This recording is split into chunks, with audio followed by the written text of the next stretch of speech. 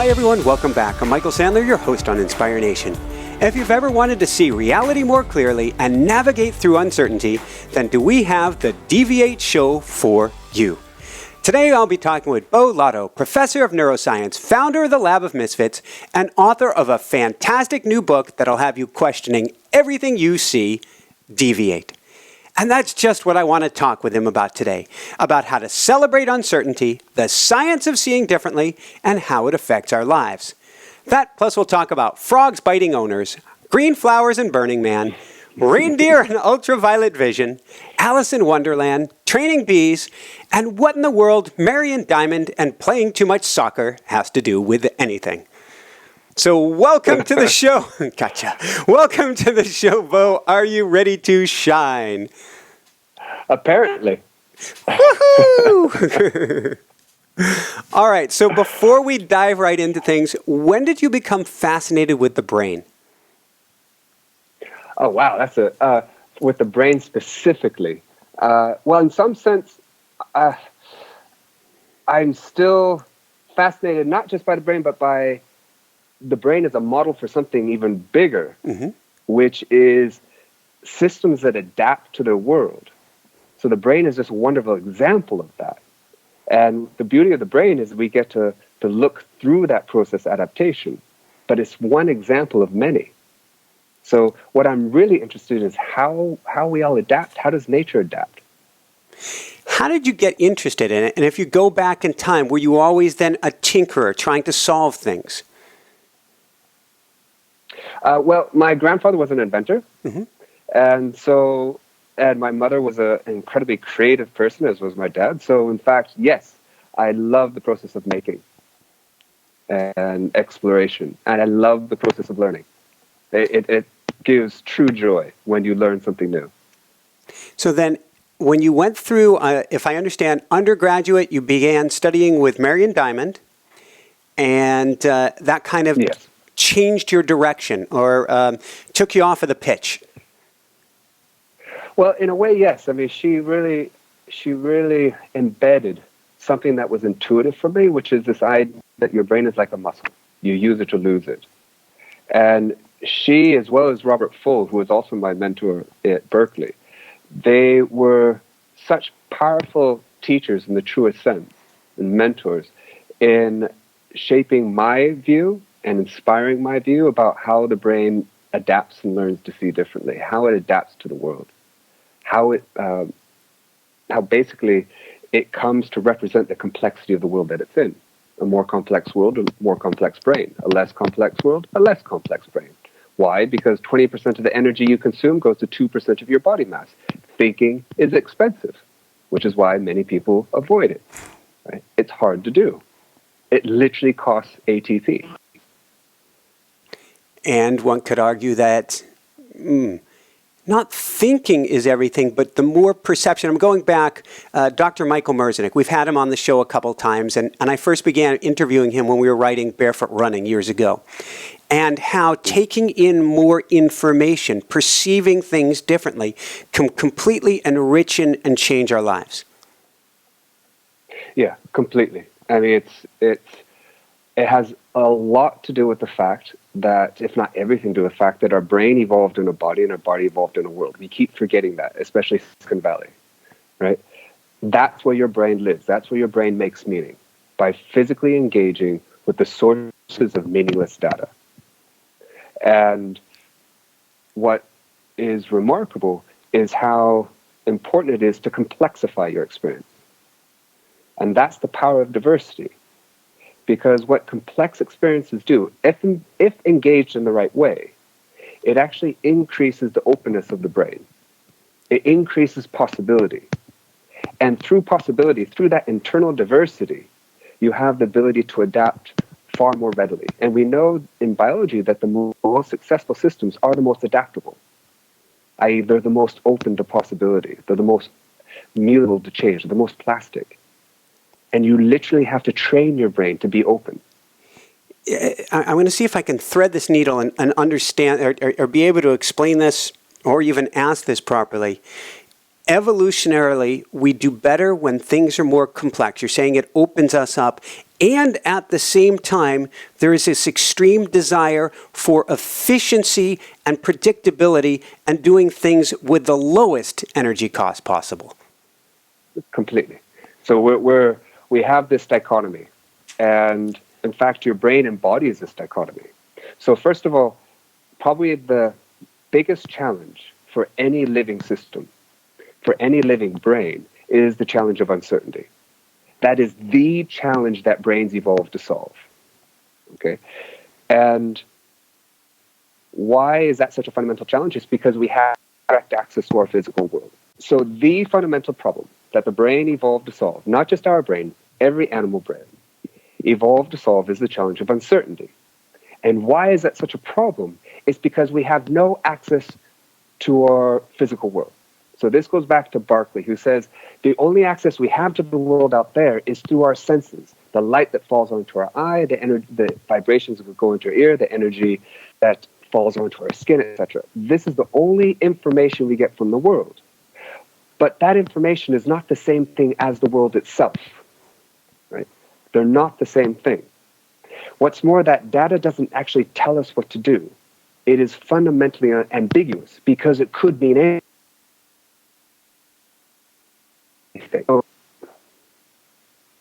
We just froze up there again. Yeah, because it could. You were saying because it could mean, and as you were saying the word anything, you froze up.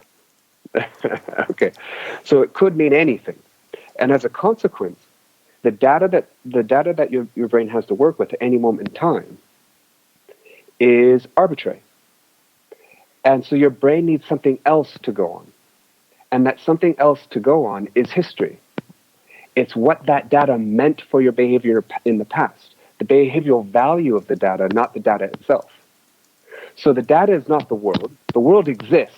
It's just that we don't have access to it, which means we can never see it, right? At least we can never see it accurately. But we can do is see it usefully. And that's what history gives us. History gives us the possibility of seeing the usefulness of information. That's always what we see. We see the behavioral value of data. We see what was useful to see in the past. And that's why the diversity of experience is so important. Because if I only ever have a very narrow range of experience, then every time I get this piece of data, my brain is going to do a reflex. In the same way when your doctor hits your patellar tendon, your leg goes out, your brain does the same thing. It's just a more complex version. You get a stimulus and you generate an automatic response. The more diverse your experiences, the more you can change those responses according to the context. You're more adaptable to changes in the world. And the fact is, the world changes, which is why the most successful systems are the ones who are the most adaptable, the most contextual. It makes me think of the kitty in a basket, and how, in a sense, we are all kitties in a basket, and we need to get out of that basket and see the whole world around us, or else it's a passive existence. That's right. So this particular experiment that you're referring to is where you had two kittens recently born, eyes just open, and one of the kittens is able to run around the ground, and the other is suspended in a basket, but it's connected to the one on the ground. The significance is that basically the one in the ground pulls the one in the basket. So they have effectively the same visual experience of the world, right? But after a period of time, you test the vision of the one on the ground, and it seems perfectly fine, as you would expect. But what about the one in the basket? It's had the same visual history. And the answer is that it's effectively blind, because it's never been able to physically interact with the sources of the meaningless data and make meaning from it. And the ability to make meaning is essential to our survival. If we couldn't predict, we were dead. If you weren't sure that was a predator, it was too late. So our brain evolved to take what is uncertain and make it certain, to take what is arbitrary and make predictions and useful predictions from it, which is why we hate uncertainty. Because to not know was to die. Dying is easy, right? Staying alive is hard. The irony, and that's why we want to maximize efficiency. We want to be able to predict as fast and as efficiently as possible. And that's a great strategy as long as the world doesn't change. But then the world changes, which is why you then have to also have creativity. You also have to have the ability of then questioning the biases that you've now constructed. And in fact, this is what companies need to do, but they fail to do it. They start with creativity, they maximize efficiency, and then they stop. And they keep trying to get more for less, but they don't start that cycle again. I'm not trying, there's so many directions that we can go with this that are fun. First off, for everybody listening, the kitties were okay. 2 days after they did the experiment, the cats that were in the basket who weren't able to, like they weren't able to see that they don't fall off a little ledge or something, and they weren't able to process information in the same way, they got it going on. So the kitties were okay. Exactly, because they were able to then physically interact with the world, and they were able to make meaning. And then the second thing is, this makes me think of our educational system. And I'm not trying to pick on any particular system here today, although I can do that in general. But if we don't have a system where we're being continuously challenged with things that are continuously changing, then we can get stuck in one rut. That's right. And education tends to, unfortunately, especially science education, in a very significant sense, we don't really teach children science. Right? We teach them the history of science. We teach them when things were discovered and who discovered them. Very important. But that's a history lesson. Should be taught in a history class. The way we teach science, we tend to teach it as a sous chef, right? To follow a recipe and to follow that recipe efficiently, to follow instructions. But that's not what defines science. What defines, the methodology of science is the craft of science. But what defines science is the ability to ask a good question, the ability to be in uncertainty, to relish uncertainty, to love the unknown, right? And that's what we should be encouraging in children. And in doing so, we encourage things like confidence. We can encourage things like empathy through the process of science. Because if I'm going to do an experiment on you, I have to think, what do you care about? Mm-hmm. What do you like? I have to ask a question that's relevant to you. That's empathy. So we can use science as a Trojan horse for so many other things. Most importantly, about having the skill and ability to not just be within change, but to be excited by change, to be excited by uncertainty. So, I can't help but going. There's, again, so many different directions. One of the reasons you wrote this, compassion, kindness, and empathy, if I understand right. Yes, that's one of the fundamental aims of the book, really, is that, in fact, I start the book with the idea that I want people to know less at the end of the book than they know at the beginning. I love it. Right?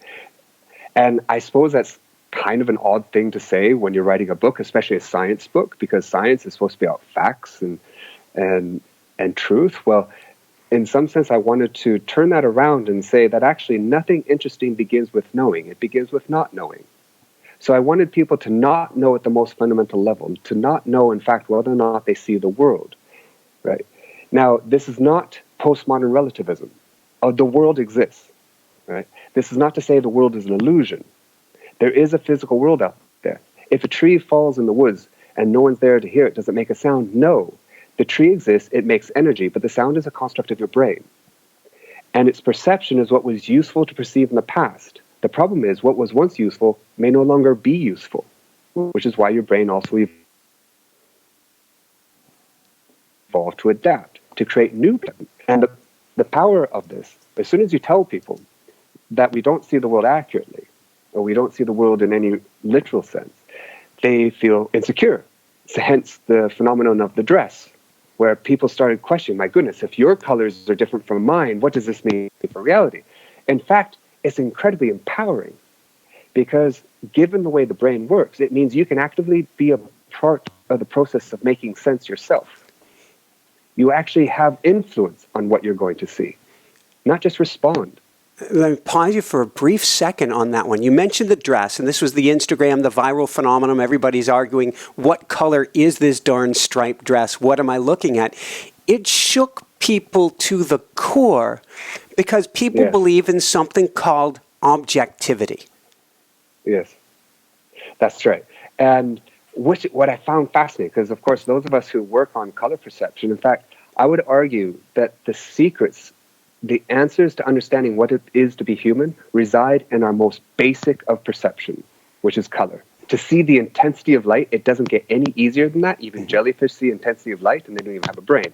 And yet, to understand at the most basic level, sheds light on what it is to be human. So what I found fascinating about the dress is that people know that illusions exist. People know that if someone speaks French, they have a different word than someone who speaks English.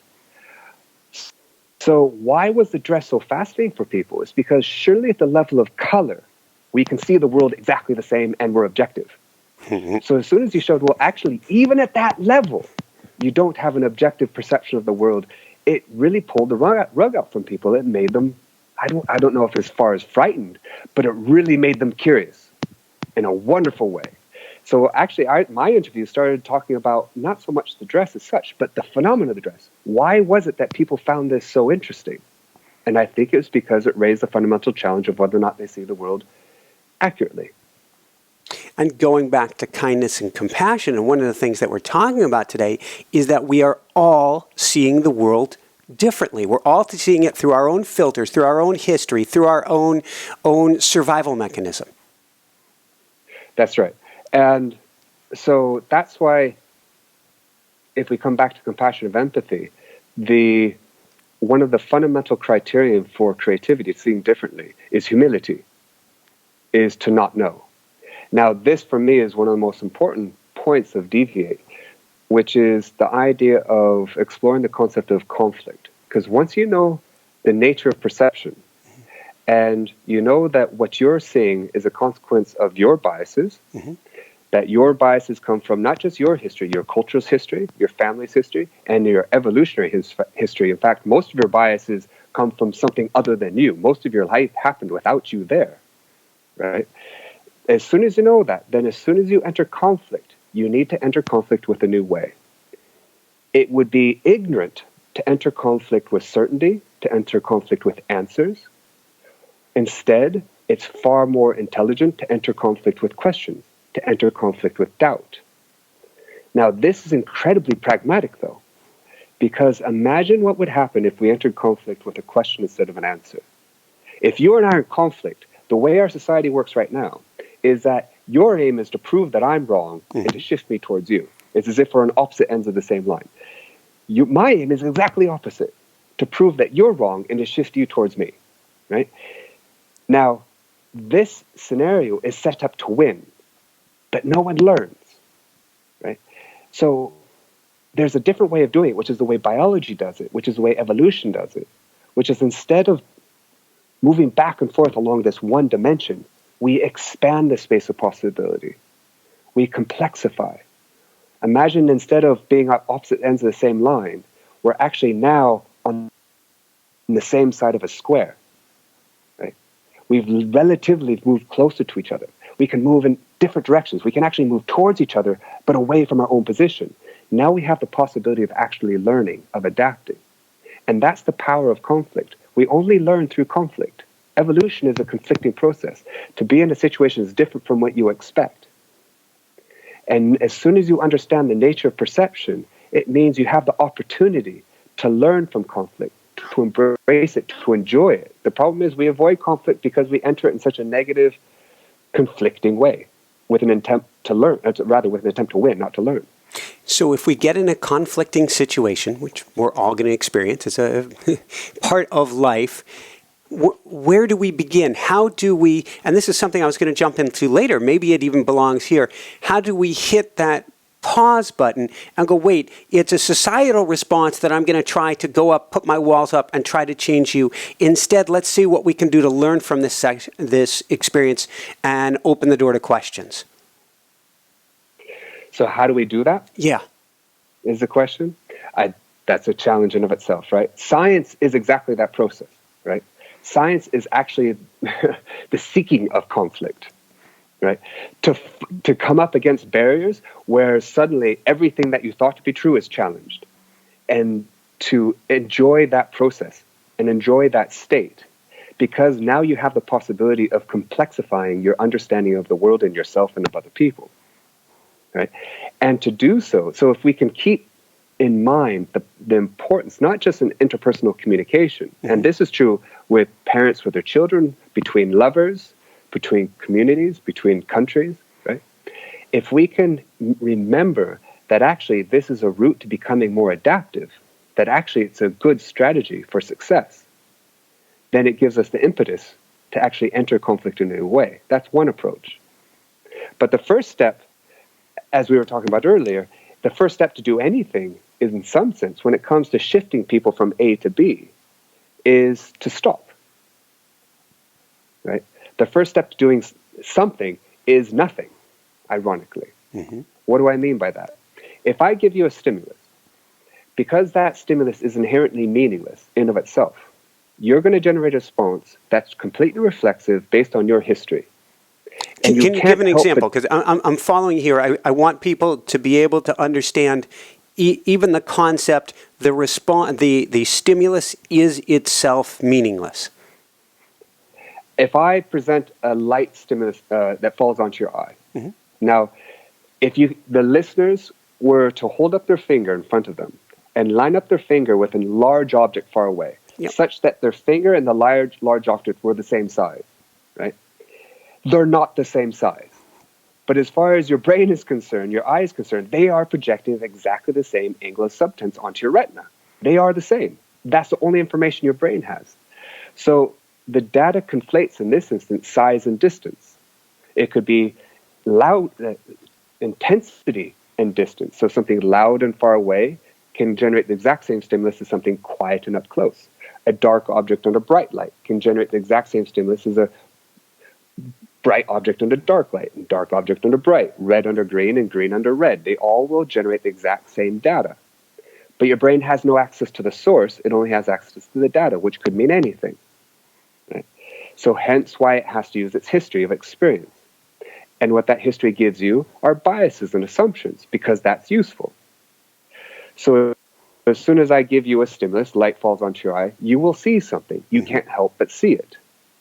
You will behave in a certain way. You'll have a certain emotional response. That's a reflex. It's natural. It makes sense for you, given your history. Now, if you want to change that reflex, your first step is to stop attaching the meaning to the stimulus. It's to stop. So if you want to shift someone from A to B, the first step is not B. The first step is not A. To go from A to not A. To go from the typical meaning I associate with this with no meaning. And at that point, you now have the possibility of going in a new direction. The latter you have less control over, because that'll be a part of your ecology. There'll be a function of other people. Hence the importance of the environment in which you do this. Hence the power of education and school, where imagine children are able to go into this space of uncertainty, and from that have a diversity of possible directions they could then move. This is making me think of, I think it's Lao Tzu in the Tao, of having an empty cup and what it really means to have that empty cup. Yeah. And the challenge is, it's usually a space that we hate. It's usually a space that we actually avoid, because to not know, again, was to die. Right? And so this is why my suggestion is that we don't really want to be at the edge of chaos. We want to be at the edge of chaos on average. Because if a bus is coming at you, mm-hmm.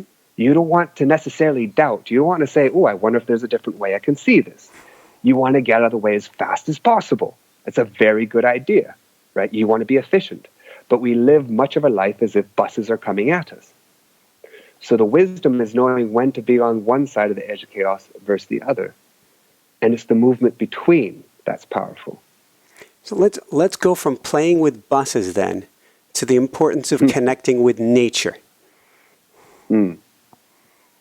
Right. So the power of nature is what I would argue is basically the physical world, right? And it's the power of, again, coming back to the kittens, that's where your brain lives. Your brain lives in the process of making meaning by physically engaging with the sources of meaningless data. Hence why the kitten who just passively received content didn't see anything, because it had no meaning to make from it. So, Facebook broadcasting, the broadcasting side of a world, that's not how your brain makes meaning. It needs to engage with the world. So the next greatest technology is actually the world, right? I like it. Being in the world. I just, before this interview, I went out to take a little walk, and my wife and I have just moved to this place called Emerald Isle, North Carolina. It's a 22-mile long island, south-facing island off the coast of North Carolina at the southern tip of the Barrier Islands. And there have been red flags up the last few days, and I haven't noticed any conditions different than what they were last week. So I managed to find right before the interview, I walked to the beach, found a lifeguard who was zipping up and down on his little ATV vehicle, and I asked him about the conditions. Are these any different? I said, we lived for Maui for years. We've swam in some pretty interesting waters. What's going on here? What can you tell me? And he told me what the conditions were, what was really going on. And then the next thing that I had to do was strip off my shirt, put my keys down, and go out in the water and test this, and actually go under the waves and kind of get down near the bottom and literally feel what is the current doing and what can I read from this experience, trying to have no preconception of what it's going to do. Yeah. Brilliant. So that's an example in the sense that we keep forgetting that we evolved in this body and a body in the world, and much of how we make media is, again, not just our brain, it's the ecology, it's the environment and the interaction with that environment. Our body embodies physics, right? If there's a completely different way of thinking about how you can teach children physics, not through equations, but by getting them to run around in a room. If they want to teach them heat, get them to run around and crash into each other as fast as possible. Now they understand heat. Give them the equation, they're not going to understand heat, right? So get them to grab onto the other one. Now they understand cold, right? So this is how our brains make meaning. And it's the meaning that we see. It's the behavioral significance of the data that we see. Our brains are empirical. We're inherently empirical. That's our process through trial and error. And so we really need to, at any age, experience as much trial as we can. Yes, but I don't want people to now rush around and think that they have to challenge and question everything. Because I'd suggest that in order to step into uncertainty, you need a certainty from which to step. An anchor. Right. You need an anchor. You need a foundation. And in fact, if you look at children's studies, when you look at, for your children, you'll remember that when they were first venturing away from you, they would go a certain distance and they would stop and they would cry or they look back at you. And it's not because they wanted you to pick them up. Unfortunately, too many parents think, I should go pick them up. No, it's because they want to go further. It's just they can't go too far away from you. And we know that how far they're able to go is often related to how confident they feel in that foundation. So the power of a relationship is enabling another person to step into uncertainty by giving them a certainty from which to step. That's the power of love. That's the power of a brilliant teacher, of a lover, of a parent, is providing that foundation for someone to then take a risk, because only then will they can embody the learning, because only then can we shift information to understanding. Beautiful. On that line, later in the book, you talk about why there's a propensity, at least in this culture in the U.S., and we're in 200 countries worldwide, but maybe it's going on worldwide, this propensity for making playgrounds foamy, soft, coddling, helicopter children, and just doing everything we can to basically line the walls with mattresses these days. Yes. And I find it actually pathological. It's health and safety gone mad. We've heard that phrase. It's understandable. It's natural. I don't want my children to be hurt, right? Who wants to see someone else suffer? That's, of course, we understand the source of it. The problem is we're mitigating short-term risk for long-term risk.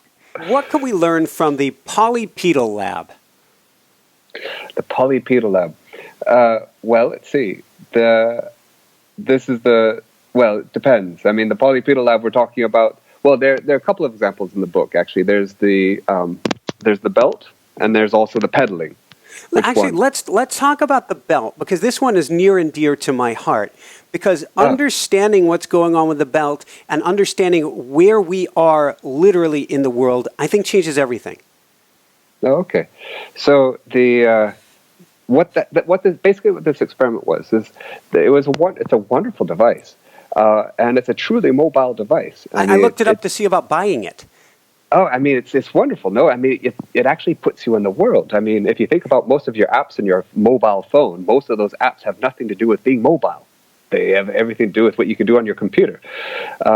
This is a wonderful innovation where effectively it's a belt that vibrates according to north. So wherever north is, you feel it on your waist. Now, what's really interesting about it is initially it doesn't make much sense, and it's very cognitive. You know, you're thinking a lot about it, but in time, so subjects would wear this belt, and they would wear it for their normal day. But a couple of things happened. First of all, the initial bit was it was uncomfortable and maybe a bit annoying, and it maybe distracted. But eventually you forgot about it, but they started using it for their navigation itself. It gave them a sense of where they are relative to something that's larger than them. And eventually they forgot about it, but they maybe were unconsciously using it still for navigation. So they went through this process of effectively forming new connections in your brain, which is expensive. That's the cost of creativity. You have to literally form new connections. And then it became efficient, such that when the belt was removed, they felt insecure. They became dependent on something for which they previously had no dependence. And it started making its own meaning. So it was literally the process of deviating embodied in this navigation device. How would you thank you for sharing on that? And it's called Free. I'm spacing the name of it at the moment. I know I have it in the show notes here.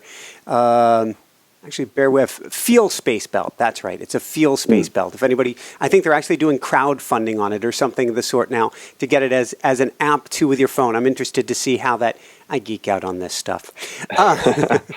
Well, it's a fascinating question about technology, which we can come to, about what makes a brilliant technology. Let's go there. Perfect timing. Oh, you want to go there? Oh, sure. Okay. So for me, it's a fascinating topic because my lab, the Lab of Misfits, also it creates inventions, and it creates inventions that try to embody what I believe are the best technologies. So when we think about technologies, we tend to think about technologies that enable us to do what we can already do, but just faster or more efficiently or with less friction, right? And that's very useful. Those are useful technologies, but they're not transformative. And so therefore, I don't think they're the best technologies. So then the question is, what defines the best technology? And I would suggest that the best technologies make the invisible visible. They enable us to see something that we could never see previous. Why is that path? I mean, think of a couple of examples. The telescope, the microscope, the MRI, but included a boat, or the sail, which was invented on the Nile because the current and the winds go in opposite directions. So you could float one direction and sail back the other, right? The reefing of a sail was a tremendous innovation because now you could go out in multiple weathers. Why was that powerful? Because it enabled you to see cultures, environments that you never knew existed. And the importance of that is that if we remember that if everything I'm doing is grounded in my own biases, my own assumptions, which also are inherited by my local culture and my local culture's history, and if we remember that the best people to reveal your own biases to you is often not you, it's someone else or some other experience, hence the importance of diversity of experience, then the best technologies complexify our biases. They enable a more complex search space. So now we shifted from being the center of the universe to being just one planet revolving around a star among billions and trillions. It completely changed our whole view of what the world, nature, the universe is, our own existence. So this is the power of the best technologies that enable us to see what we couldn't see better because it diversifies or complexifies our biases, our search spaces, our space of possibility. which makes us more adaptable. Awesome. It's making me think. I didn't plan on going back to the swimming analogy, but of having goggles and then having goggles that have my prescription lenses in it and then having on a little bit flipper or fin gives me a completely different view of the world and allows me to fly through my space making different neural connections the whole way because I would even use the term adaptive technology. Yes, interesting. Yes, they create an opportunity for you for you to adapt. They create a space for you to then adapt to, right? So what are some of the technologies that you're playing with presently? For us personally, I play with a number of technologies, one of which is we created a new augmented reality platform. So 4.5 years ago, I became founder and CEO of a company called Ripple, which was an augmented reality platform which started before Oculus was bought. We were quite early, which enabled us to get patents in augmented reality space. And so the power of, for me, augmented reality versus, say, virtual reality is it's a technology that puts you in the world, right? And if we think about it, we augment our reality all the time. The clothes are augmented reality. Your glasses are augmented reality. A two-dimensional map looking down onto the world is an augmented reality platform, right? Enables you to see the space from above. So we augment reality all the time, which enables us to layer in new complex meanings into a space. And if remember that your brain is defined and your perception is defined by meaning, then that's one technology that enables us to create new kinds of meanings in the world.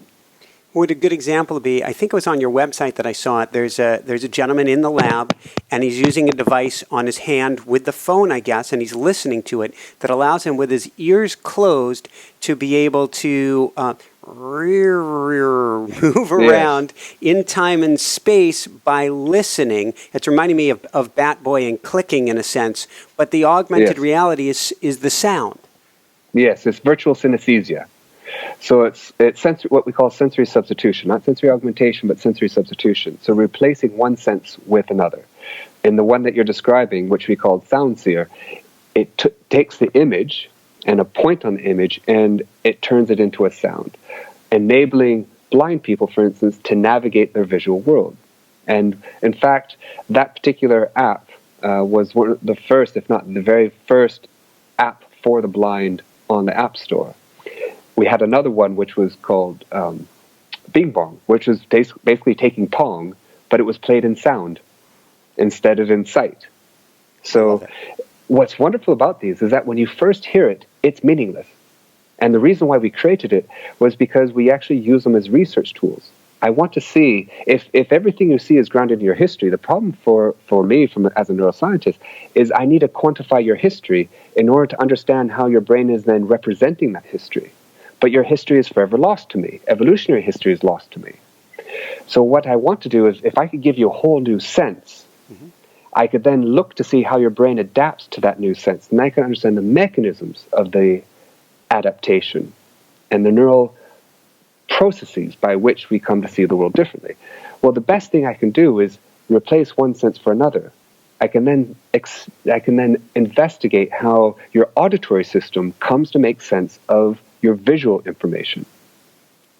And literally in the rewiring. And initially, it sounds like noise. It doesn't make any sense. But through time, it starts making sense. And what's more, you then start projecting that sense out into the world rather than inside your head. It's making me think of another couple of examples of being able to see with your tongue or be able to see with your belly, which is, I guess, a very rudimentary one that was done early on. I think it was with pins or something pressing into the belly to give you a picture. That's right. So this technology, this idea, rather, of sensory substitution goes back to the 1960s. And where the first one is right, it was on your tongue, and then subsequent was on your back. The problem with these tactile ones is because they continually press in the same spot, they create sores. But what was super powerful, for instance, about the tongue one, was you would imagine if I'm translating light onto the pattern of tactile patterns onto your tongue, you feel it on your tongue, of course you do. But in time, what happened is that people actually perceived it to be out in the world. So in the same, and this is tremendously powerful actually, because color doesn't exist. Color is not a function of the world. Light exists, of course. Rather, electromagnetic radiation exists. Light is that incredibly small window of radiation that we're sensitive to. Okay, that exists, but it's not colored. The color is something that we construct, and that's obvious because I can show very clearly the distinction between light and color. Light is a linear spectrum. Color is a three-dimensional space of intensity, of saturation, of hue, and so we color the world, we color surfaces. The color couldn't be closer to you. It's inside your head projected out, though you see it out there. And so this is what your brain does. It creates this meaning, and then it projects the meaning out into the world. But what's true for objects is also true for people. So in the same way we have no direct access to objects, we also have no direct access to people. We can measure their where and their when, but what we can't do is measure their why. So in a very literal sense, we project the why onto people. We project the meaning onto them in the same way we project color out onto a surface. We color people, which means that every personality that we experience in the world is actually inside us, projected outward, right? We are a massive group within. And what's true for other people is also true for ourselves. We project our own why onto ourselves. We are the source of our own meaningless information. So how do we start to, maybe awareness is the whole game here, to step back and really, well, we were talking off air before the show started, and I said that I'm a quintessential deviator, and I like to get way outside the box. And you challenged me, and you said, Michael, you can't get outside the box. And I said, darn it, you're right. What you can do is step into a new one, right? Mm-hmm. And what you can do is actually turn your box into a dodecahedron. I like it. You can complexify your box. Mm-hmm. You can have a high-dimensional manifold. The power of that is, imagine you were initially on a line. You could only move in, forward or backward. Yeah.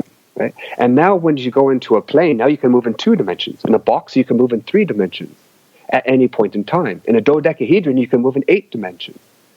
Right? So now that's the beauty of being open. That's the beauty of complexifying your assumptions, that any given time, you can have the possibility of responding in multiple ways, or to change the way you respond according to context. And that's the power of being open, the power of being adaptable. So is it that we start complexifying things? Is it that we change our environment? What are some? I'm starting to put on my coach's hat. I was going to save it till the very end, but I'm starting to put on my coach's hat of how do we get to this place where we become more open? So I wish I had the answer to that.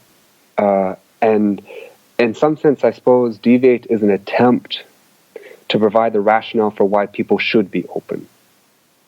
Or rather, not necessarily should, that's too arrogant, but a rationale for why that might be a good idea. Mm-hmm. And it's not that we always want to be open, of course, because again, if a bus is coming at you, there's a really good idea of what you should do next. Okay? Is bolt. Ideally, not towards or away. Right? But the power of being open is, we also know that openness is directly related to longevity. Mm-hmm. People who are open tend to live longer. They have more diverse experience. Their brain is much more complex. In fact, I would suggest, kind of as an aside, an anecdotal aside, that there are brilliant people in the world that are more brilliant than any of us. And those are people who have aged and who have remained open. Because it's a very natural tendency for when people age is they become increasingly closed. That is natural, and it makes sense. Because they've had a lifetime of experience to say, bad things happen. Right? They shouldn't be punished for that. It's understandable. But what's remarkable are the people who, despite that, are able to remain open. My children, they take risks. I hope I create the necessary foundation for them to make a mistake. When we lived in the countryside, I wouldn't let them wear bike helmets. right? Because I wanted them to understand the nature of risk, to have, to hurt themselves, not critically, of course, to skin their knees, to skin their arms, because then they learn how to take risks. Right? But for them to take a risk, they don't know any better. It's wonderful, but they don't know they shouldn't. But for someone in their 80s to take a risk when they've had a lifetime of experience to say that they shouldn't, that to me is a fundamental embodiment of courage.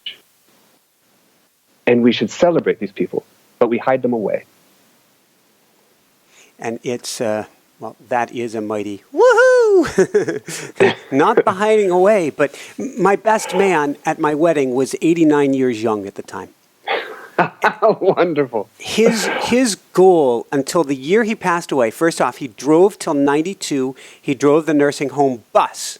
He drove the youngsters on the bus. And his goal every year at the Boulder 10K was, can I beat the 60-something-year-old women? Yeah.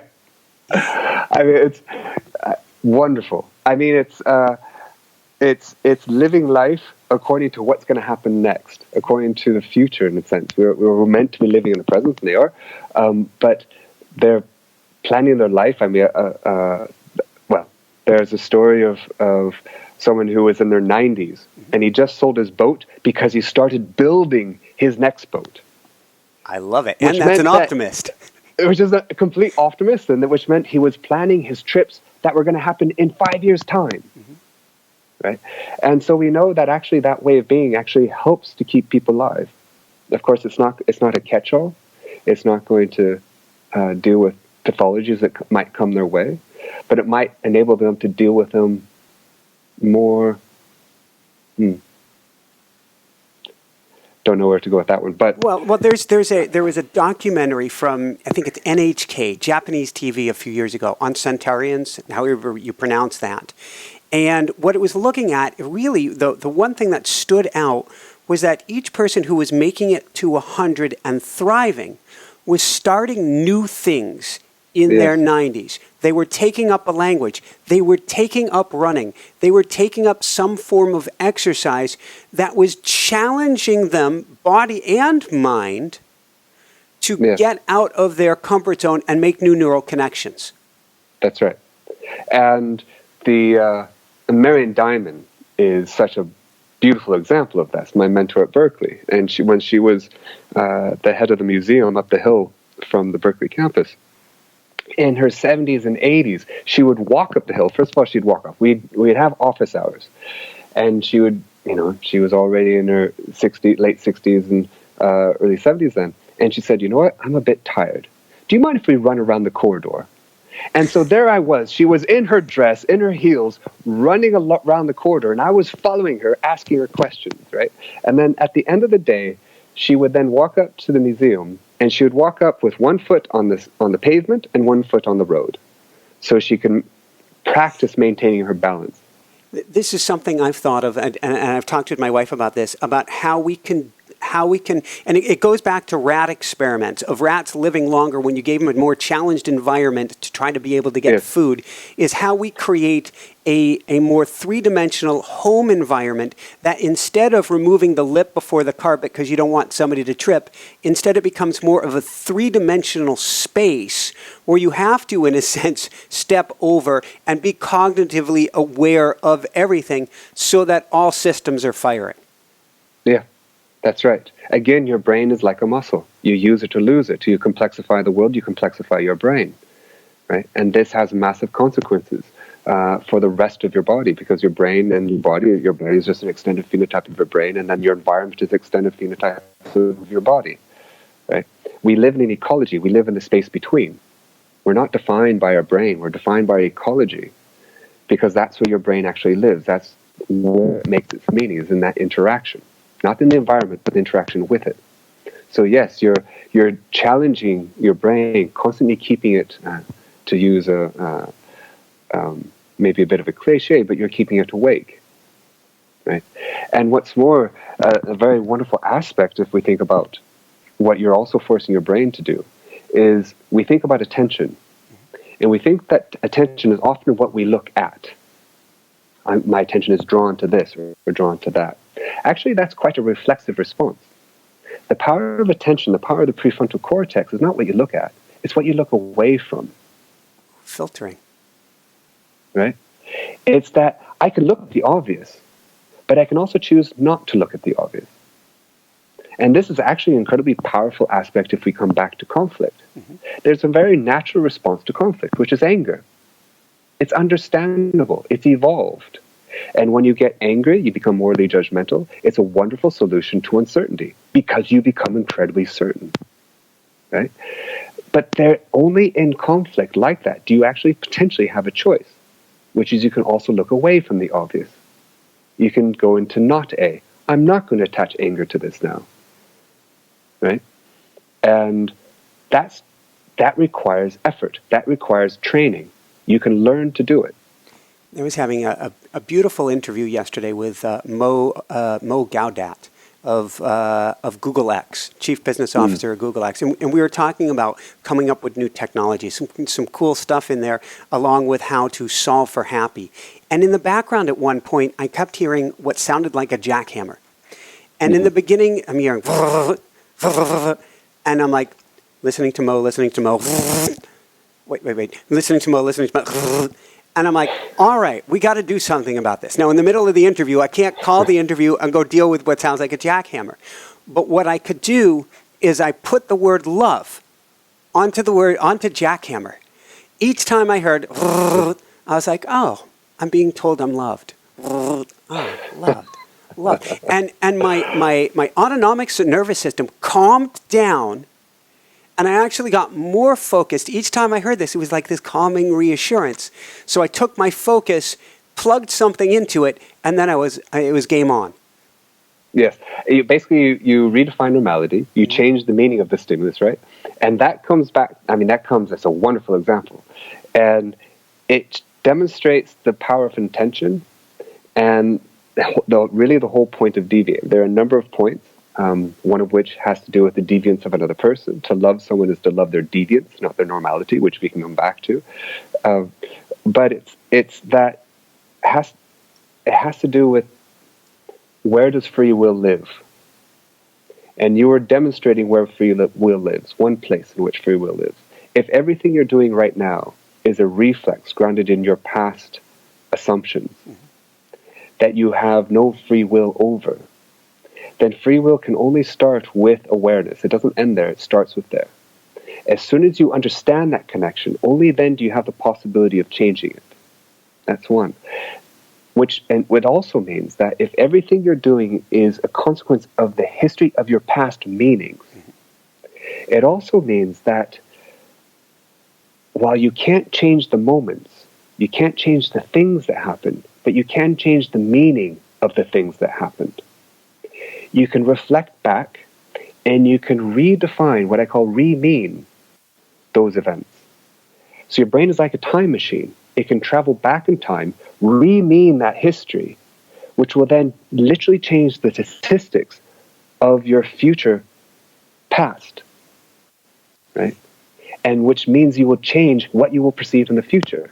And in a sense, that's what you did. You changed the meaning of the information, which changed what you will perceive of it in the future. That's what every story does. Every story is about re-meaning the past. The shortest genre of book, I'm told, is the history book. It lasts 8 years on average. We're continually re-meaning the past in order to change our perceptions of the future. But we can't change what we do right in the moment. How do we begin? We don't want to deviate too much. I love it. Deviate. I got like 3 more areas to go in, and then a few quick wrap-up questions. But wow, I love this, and you talk about this in the book, about future past. How do we begin to do that so that we are more open to the future? How do you mean? How do you mean about being more open to future? You mean being more open to possibility? Yes, interpretation? Yes. Okay, so that, I think, might have to do with accepting that any particular moment doesn't come with a meaning, hence the data being meaningless, which means that any moment in time, you're attaching the meaning to it. And this is good, this is bad, whatever it is. Exactly. And which means, now, of course, objectively, there are some things that are bad. This is not postmodern relativism, right? Some things will select you out of the population, okay? But if we talk about our normal experiences, we can decide, we have the possibility at least, of having influence on whether the thing has a bad meaning or a negative meaning or a neutral meaning. Right? We can choose to see a diamond spinning one direction, or we can choose to see it spinning the opposite direction. Check out his TED Talk if you want to see that. Yes, and which means that what you do right now becomes part of your future history. So what you're doing is you're shaping your future past, from which your future perceptions will be based. And this is what totalitarian governments do to the negative. I mean, there are two very useful ways to control someone. One of which is to control the meaning of the events of their past to which they identify. And if you do so, you will then influence what they will do in the future. Right? The other route is, because we hate uncertainty so much, is to be both the source of their uncertainty and the only solution to it. Right? You see that happening all the time in power struggles within individuals, within loving couples. They'll create ambiguity, but actually I'm the only one who can relieve your ambiguity. You're now dependent upon me. We've seen that in the recent election, right? Of creating uncertainty, but I'm the only solution to that uncertainty. So therefore, I'm the one who you should vote for, right? So these wonderfully positive aspects of how the brain works can actually be used to our detriment. So let's go from there, and we'll circle it back around to two fun topics. First off, what can we learn from segueing from politics to bonobos? Yeah. Oh, bonobos. Bonobos are wonderful. Bonobos are one of our closest living relatives. I do not study bonobos, but my partner does. And she's one of the world experts in bonobos, and she's one of the only people who's actually seen them in the wild in the Congo. And what she and others have discovered is that bonobos are incredibly playful. And why is that important? It's because play evolved for a reason. And play is one of the only behavioral contexts in which we love uncertainty. It's not that we tolerate it or cope with it, is actually we seek it. To not know the punchline of a joke is why it's funny. To not know who's going to win the game is why it's fun. So because stepping into uncertainty is so fundamental to being able to adapt, evolution gave us a solution. And play is one of those solutions. It encourages us, it enables us to be within uncertainty. Hence why, in fact, this is how my partner and I met, is hence why I define science as play with intention. Because science is that space that enables us to step into uncertainty. And play is that way of being, which we celebrate uncertainty, possibility, diversity. It's inherently cooperative, and what's more, it's intrinsically motivating. What does that mean? Almost everything you and I do, we do for reward that's different from what we do. The reward of play is play. The reward of discovery is discovery. The reward of science is science. The reward of asking a beautiful question is the process of asking a beautiful question, right? It's intrinsically motivating. But play, by definition, has no intention. Whereas science, art, music, anything that's creative has an intention. Hence, science is a way of being, which is play with intention. And when we actually create an education program based on this idea of science is play with intention, and it results in the youngest published scientist in the world at 8 to 10 years old. Our intention was not to create new little scientists. Hopefully that's what we've done. But rather to use science as a Trojan horse to give them the skills to step into uncertainty, to ask brilliant questions. We do not teach children how to ask questions, much less what a good question is. Beautiful. Right. So a couple key things, and we'll jump into wrap up. First off, you made an interesting point before, and I'm going to double back on the kids in a second, but you said, love someone's deviance, not their normality. Yes, it's not their normality. Well, actually, take a room of men. Okay? Now imagine those men are a Venn diagram. There would be tremendous overlap in that Venn diagram, right? Those overlaps define what it is to be a man in that room. Okay? Also what defines to be a primate, what defines to be an animal, etc. And so there's the general manness, which is the overlap in that Venn diagram. But what defines each of those men is not the bit that overlaps. It's the bit that doesn't overlap. It's literally the bit that deviates from normal, deviates from average. Hence the title of the book, right, is to deviate from normal. But what defines a person, therefore, is their deviance, not their normality. So to love someone is not to love their averageness, not to love the normality, because that's not really what defines them. That's part of them, of course. But the part that makes them is their deviance, the bits that don't overlap. Imagine meeting someone, man or a woman, and imagine treating them in a romantic relationship as if they were the average, right? It wouldn't last for very long. In fact, that's pretty much what we do when we first meet someone because we have nothing else to go on. Mm-hmm. But it's defined on our average. But then the whole point is to get to know them. Of course, at all points, you're projecting a meaning onto them because you have no idea what's inside their head. But when you feel connected with them, it's when your projected meaning happens to coincide with their own meaning, right? Hence the power of truly listening without attaching your own meaning. Active listening is not just having your ears open and hearing the words. It's trying to hear their meaning of the words, not your projected meaning of the words. That's what it means to actively listen. And to do so, you actually broaden your own biases, right? You become more complex yourself.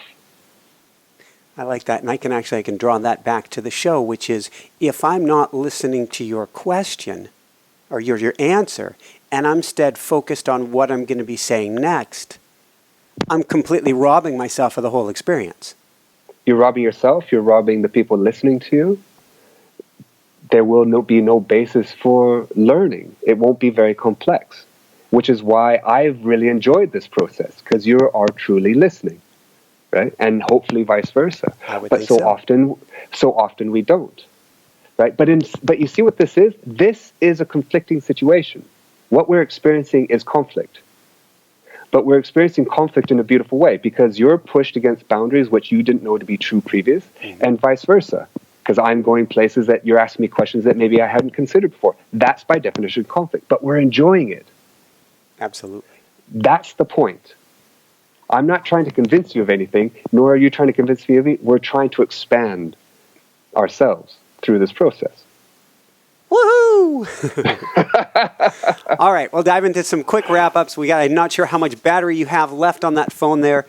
First off, I want to put on my coach's hat here. I always like people to listen to a segment and then give them homework to do to improve their lives.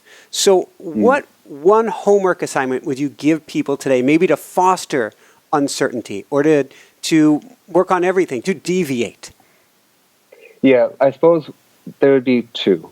Go for it. One would be in relation to themselves within conflict. That next time they're in a conflict, they actually enter the conflict with a question, not with an answer. That would be my first homework assignment. My second homework assignment would be about whether we spend so much time trying to think about how we can be creative, how I can be creative, how I can deviate, how I can expand. What about the possibility of actually enabling someone else to be creative, to expand? That's what you're doing, right? So, and we know from the neuroscience that actually your brain gets far more pleasure and joy if you enable someone else rather than yourself. So that would be my other homework assignment. I love it. Try to create the certainty that enables someone else to step into uncertainty. You're helping being that anchor, that foundation, and that gets us back to kids, which is actually my next question, which is what advice would you give parents to help their kids to be able to do this? Well, I've got three, and they're brilliant people, so you'd have to ask them whether I succeeded in that. But my eldest is just about to travel for the first time to the Far East. It would be, I suppose, what I've tried to do is to listen to them and to try to explain the why of what I do, but also be adaptable to their own why, and to collectively find a solution. That doesn't mean you can always do that, because if they're running towards a street, no means no. And you don't want to have to explain the situation. And they've also had to come up against that as well. But fundamentally, and it still sounds such a cliche, it's about loving them.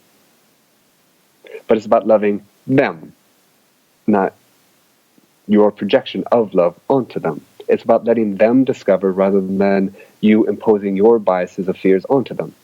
Let them create their own biases and fears, right? Being a true mentor. So this is a question for you personally. What personally brings you the greatest happiness, or what I call the woohoo factor? The first one is just learning something I hadn't known before. Mm-hmm. I so enjoy that. And especially when I thought that I did know it. I love that process where I thought I had a fairly good sense of something, and then I'll meet someone who maybe has better experience of that than I, or a different view, and suddenly either my view of that thing changes completely, or at least it becomes much more complex. In fact, that was another reason why I titled the book Deviate, is because sometimes the best transformations are not to give people something new that they didn't know before, but to start with something that they thought they knew, and then you reframe it. That's saying differently. So deviate comes from a root of deviant, which tends to have a negative connotation. I'm hoping that people by the end of it will see deviate as a positive word, not a negative word. In which sense, the book is a trope. They're literally seeing that word differently. I love it. And it means that we all want to become a little bit deviant. Yeah, that's right. Woohoo! So that's one context in which I enjoy it. The other context is when I happen to have created that opportunity for someone else to of deviating. And I think there's tremendous joy in that. I think you're doing not only tremendous joy, I think you're doing a tremendously good job with this book, because and we didn't even go into all the illusions and that side of things of what's really going on, but you're flipping things on you're flipping perceptions on their head. I hope so, but I hope in a way that enables people to actually to take ownership of it, because only then will it become understanding instead of just more information. That makes sense. So on that note, where can people go to find out more, to find your beautiful book, and to see all that you've been working on, and all of the fun illusions and everything? Okay. Well, the book apparently is available on pretty much all the regular places you would imagine, bookstores, Amazon, etc. In terms of finding more about what we do, the best place would be to go to the labofmisfits.com. And on there, we have a description of the book, but we also have the illusions, we also have the papers that we're publishing, but we also turned my lab into a theater nightclub. So we will be having a party in New York, I hope, in October, November, and people can come to that. And the idea is that everything in this space is an experiment. We call it the experiment. But it's a party, it's a theater experience at the same time. And people walk away, hopefully, with a better understanding themselves. Right? And you're literally running an experiment as part of the experiment. Yes. And it's also an experiment on us. How can you actually create engagement, science engagement, that enables people to actually be transformed as opposed to just informed? And we have hypotheses, but we don't know how to do it either. So we are engaged in that process. We're stepping into uncertainty. And everything we do, we're doing for the first time. And we're doing it publicly. And everyone else is part of that process of discovery. So it's also a risk. You just checked off how many different boxes right there? I believe in tropes. You are the thing you talk about. I love it. So, or at least you try. It's all you can do. Yeah. On that note, any last words of wisdom you want to share with people today? No. Gosh, hopefully it would be some great question, but I hope people actually know a bit less than they thought they knew, as do I.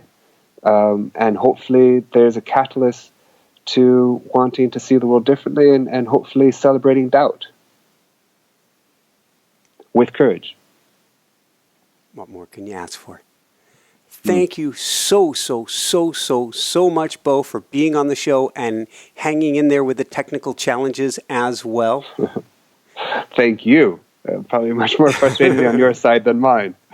But I appreciated you re-meaning The glitches. I remeant well, and this was meaningful, well-meaning for others. Well, there's probably a better way to put it. But this is cool, and it's going to help a lot of people, and I think both on the conflict side of things and on remaining things, which is so important. Well, thank you very much. Well, appreciate the opportunity. Thank you, thank you, thank you. For everyone out there, this is Michael Sandler saying, be well, have fun, get Deviate, and become your own empty cup, and shine bright. Woohoo! Thank you so much, Beau. Thank you. That was great. Really enjoyed it. Thanks so much for watching. If you enjoyed it, be sure to like below. Also, leave your comments. Have some real fun with it. Subscribe to our channel where you're going to get more great videos, more interviews coming up. And check out our website, inspirenationshow.com. That's where you'll find tips, blogs, information, videos you won't find anywhere else, and useful and helpful resources to really help you kickstart your life and to shine bright. Thanks so much again. Thank you for your support. Like, comment, subscribe. See the website. Thanks so much and have fun. Of course, shine bright. Woohoo!